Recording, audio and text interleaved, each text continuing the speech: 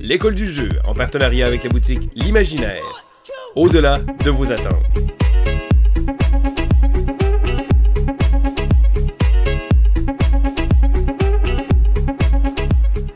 Bonjour amis de l'école du jeu, mon nom est Sylvain et on se retrouve pour le vidéo Throwback du mois d'avril 2019. C'est quoi ça les throwbacks? Eh bien, c'est une série de vidéos que je fais à chaque mois. Donc, à peu près vers la moitié du mois, je revisite les jeux que j'ai acquis l'an dernier. Donc, ce n'est pas une erreur, vraiment, avril 2019, je fais un petit retour en arrière pour voir quel jeu j'avais acheté, parce que souvent nos opinions vont changer au moment qu'on reçoit le jeu. On est tous contents, on le sort avec beaucoup d'anticipation.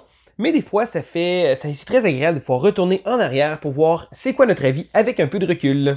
Je débute immédiatement avec une mention très spéciale parce que bon, ça fait pas très longtemps que j'ai commencé les throwbacks, mais si je retourne en arrière, il y a toujours des jeux que je me suis débarrassé de ma collection, donc qui faisaient partie de ma collection et qui ont quitté, puis souvent j'en profite pour justement donner les points pour lesquels ils ont quitté ma collection. Mais dans le cas du mois d'avril 2019, je n'ai aucun jeu qui a quitté ma collection, donc tous les jeux que j'ai acquis... il n'y en avait pas tant que ça non plus, sont restés dans ma collection et je débute immédiatement. Le premier jeu que j'avais reçu était le jeu Kingdom Rush. Alors c'était un prototype que je me suis fait envoyer de la compagnie Lucky Duck Games parce que l'an dernier, à pareille date, il y avait justement le projet Kickstarter. Je sais que le projet va de bon train. Je pense pas que le projet est encore reçu par tout le monde. Je crois que ça va s'en venir éventuellement. Bon, avec tout ce qui se passe dans le monde, ça leur retardé beaucoup de Kickstarter. C'est des choses qui arrivent, malheureusement. Mais Kingdom Rush, j'avais vraiment apprécié mes premières parties, mais j'avais seulement quelques scénarios, donc j'avais trouvé le jeu un peu limité, mais encore une fois, c'est un prototype, donc c'est très difficile de se pencher sur un jeu. Je sais que le jeu a vraiment un gros groupe de gens qui suivent ça, des adaptations de jeux, de petits jeux mobiles. Kingdom Rush à suivre dans les prochains mois, lorsqu'il va y avoir la sortie officielle. Un autre jeu que celui-là j'avais acquis et qui fait toujours partie de ma collection, bien entendu, et c'est un jeu que j'ai joué énormément. Le jeu, c'est Draftosaurus. Draftosaurus, c'est tellement simple, c'est un jeu de draft pur et dur. Donc, on va avoir des dinosaures, des meeples de dinosaures dans nos mains. On va devoir en choisir un, le placer sur un endroit sur notre plateau de jeu qui va faire des points selon différentes choses. Donc, il y en a un qui va prendre des dinosaures pareils, d'autres des dinosaures différents, un autre qu'il va falloir suivre un certain code par rapport au... on peut pas en placer plusieurs, ou il faut les placer deux de la même espèce, etc. Donc, les petits plateaux de jeu qui se trouvent être réversibles à différents endroits qu'on va pouvoir placer nos dinosaures et ensuite on va passer le restant à l'autre joueur. On va devoir gérer la quantité de dinosaures totale qu'il va avoir parce que non, on n'aura pas l'occasion d'avoir tous les dinos qu'on veut et il va falloir faire du draft. Mais aussi, lorsqu'on joue pas plus avancé, mais on regarde un peu qu'est-ce que les autres font parce que c'est bien important parce que je voudrais pas y donner un dinosaure qui a besoin. À ce moment-là, je vais peut-être le prendre pour pouvoir le défausser ou quoi que ce soit. Donc, Draftosaurus, c'est tellement simple. Là, je trouve ça drôle parce que ce jeu-là a une quantité énorme de designers.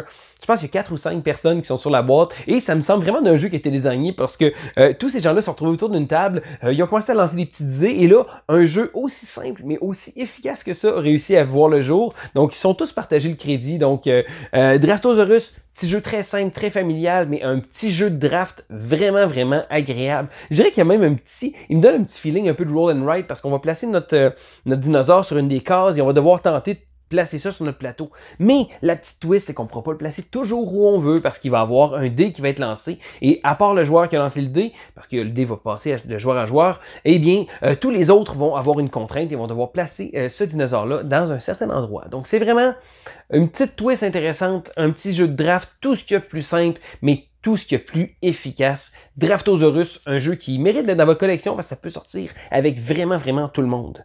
Un autre jeu que celui-là, j'ai couvert sur la chaîne avec une critique, également une critique de l'extension, c'est le jeu Res Arcana. Res Arcana est un jeu du designer Tom Lemon. Tom Lemon est le designer qui a fait Race for the Galaxy, mais également toute la série là, New Frontier, Roll for the Galaxy, Jump Drive. Il a également fait un paquet de jeux de ce genre-là. Quand j'ai su qu'il avait fait un nouveau jeu, j'ai vraiment été curieux. Le jeu est un jeu de gestion de ressources. On va devoir gérer les ressources, activer tableau building aussi. On va avoir un petit deck de très peu de cartes, je pense que c'est 8. Et on va devoir jouer nos cartes, faire des synergies, faire des combines. Le truc, le jeu n'a pas eu une super bonne presse au départ parce que lorsqu'on y joue les premières parties, le jeu manque un petit quelque chose. On a seulement 8 cartes et on va devoir essayer de gérer, de faire le mieux qu'on peut avec ces cartes-là. Mais là où le jeu prend son envol absolument incroyable, c'est lorsqu'on joue avec la variante de draft. On va drafter nos 8 cartes de départ et on va créer notre synergie deck à partir de ces 8 cartes-là. Le jeu change tout au tout. C'est comme jouer à Agricola. Lorsqu'on joue à Agricola sans les savoir-faire puis les métiers, des choses comme ça, on joue, on comprend pas trop, mais lorsqu'on a cet élément-là, et là, c'est un jeu à part entière. Donc, la première partie du draft est aussi importante que le reste de la partie au complet. On va créer notre deck, on va créer notre synergie et on va devoir tenter d'optimiser ça le mieux possible. Lorsqu'on apprend ça, le jeu prend un envol incroyable et se transforme en jeu vraiment beaucoup plus profond qu'il semble à première vue. L'extension est pas obligatoire, mais rajoute des choses pour les gens comme moi qui ont joué. Mais je dirais que ce jeu-là a bénéficié de peut-être une deuxième chance, parce que mes premières parties, même si le jeu était totalement dans mes cordes, avec le tableau building, etc., il y avait quelque chose, comme, oh, il manque de quoi. Et là, c'est en jouant, on joue avec les petits decks de départ là, qui nous proposent, et il manquait, mais lorsque j'ai découvert le draft et que je savais un peu plus jouer, parce que c'est certain, encore une fois, si on joue et on n'a jamais joué et on fait demander de drafter, on va drafter absolument n'importe quoi. À ce moment-là, on est mieux d'y aller avec les petits decks de départ qui vont nous donner un semblant de synergie, mais lorsqu'on découvre le jeu, justement, le jeu skyrocket complètement et ça devient vraiment super. Donc, Res Arcana, un jeu absolument exceptionnel si on réussit à passer à travers les premières parties ou qu'on n'est pas trop certain de savoir qu'est-ce qui se passe. Le prochain jeu que je vais vous parler, le dernier jeu que je vais vous parler pour le mois d'avril, c'est très court, seulement 4 jeux, c'est un jeu qui fait partie probablement de mon top 20.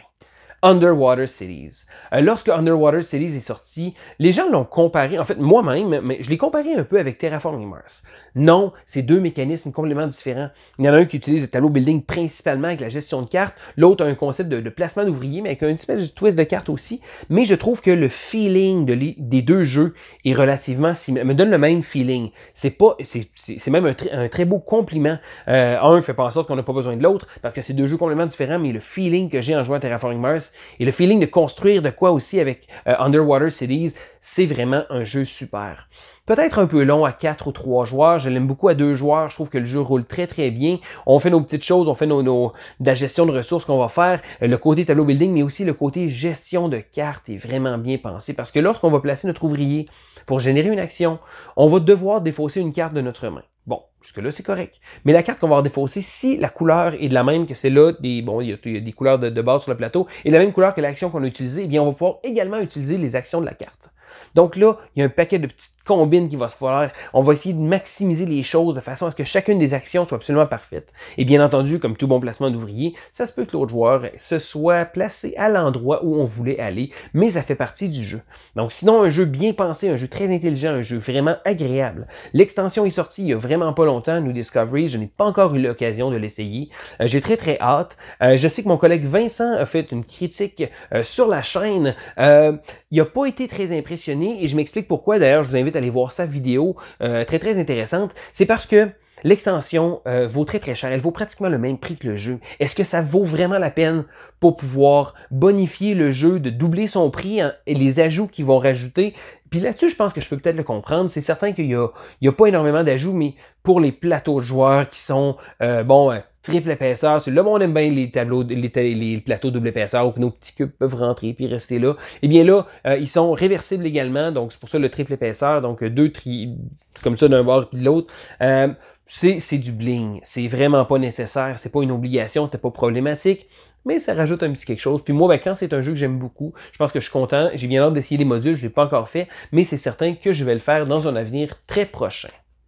Et voilà, ça fait le tour de mon throwback. Toujours des petites vidéos qui sont pas trop longues, qui sont le fun à faire aussi de pouvoir vous parler. Puis je pense que c'est le fun aussi moi-même de revisiter ces jeux-là parce qu'il y a des jeux qu'on oublie un peu. Draftosaurus, j'ai joué énormément quand c'est sorti. Le jeu est tombé un peu dans une passe creuse après parce qu'il y a tellement de jeux qui sortent. Mais là, l'autre fois, je jouais en famille, puis hey, ok, je montrais ça à ma fille. Super simple, ça fait la job. Même mon garçon est peut-être un peu moins joueur. Là. Bon, il y a 5 ans, c'est certain qu'il aime pas ça, ça sert trop longtemps, puis il perd un peu le fil. Mais il a bien aimé jouer avec les petits meeples de dinosaures, parce que sérieusement, présentation de Draftosaurus, c'est vraiment un thumbs up. C'est certain qu'un jeu de draft à 2 joueurs, c'est un peu plus... C'est difficile à faire rouler. Il y a un petit mode à 2 joueurs qui est plus intéressant avec un gamer. Surtout qu'avec ma fille, savait pas, elle est un peu moins hate draft, donc le draft de la haine, donc drafter ce que l'autre a besoin au lieu de drafter qu'est-ce qu'on a besoin. Donc ça rajoute, je pense que ça fait en sorte que justement c'est peut-être moins adapté pour les enfants de jeune âge à 2 joueurs. Mais sinon, Draftosaurus, vraiment un super bon jeu. Donc, dans les jeux que j'ai parlé, est-ce qu'il y a des jeux que vous aimez? Est-ce que vous êtes d'accord avec ça? Est-ce que vous avez backé Kingdom Rush puis vous avez hâte de l'essayer? Ah! Là, il en parle, ça donne le goût de l'avoir. Sinon, ben, je sais que tous les goûts sont dans la nature. Ça se peut qu'il y ait des jeux que vous aimez, que les autres n'aiment pas. Et c'est toujours agréable de pouvoir discuter avec vous dans les commentaires. Comme d'habitude, on sort toujours la même petite rengaine, mais c'est toujours le fun. Un petit pouce en l'air si jamais vous avez aimé ça. Abonnez-vous à la chaîne. On a récemment franchi un cap très intéressant. On a franchi le cap des 9000 abonnés. Vous n'avez pas idée à quel point que ça veut dire beaucoup. C'est niaiseux, mais même moi avant YouTube, c'est rare que je m'abonnais à une chaîne YouTube, c'est plutôt rare que je faisais ça, mais maintenant je trouve que c'est le fun, c'est de l'encouragement qu'on donne au monde, c'est un petit geste, ça peut être niaiseux des fois, mais c'est juste, ça nous donne le support, puis ça nous donne le goût, ça nous fuel à pouvoir continuer comme ça nous fait toujours vraiment beaucoup de plaisir de pouvoir discuter avec vous dans les commentaires ou un peu partout, les réseaux sociaux, on est très accessible, vous avez une question, gênez-vous pas, ça va nous faire plaisir d'essayer d'y répondre du mieux qu'on le peut. Alors c'était Sylvain pour l'école du jeu et on se dit à la prochaine!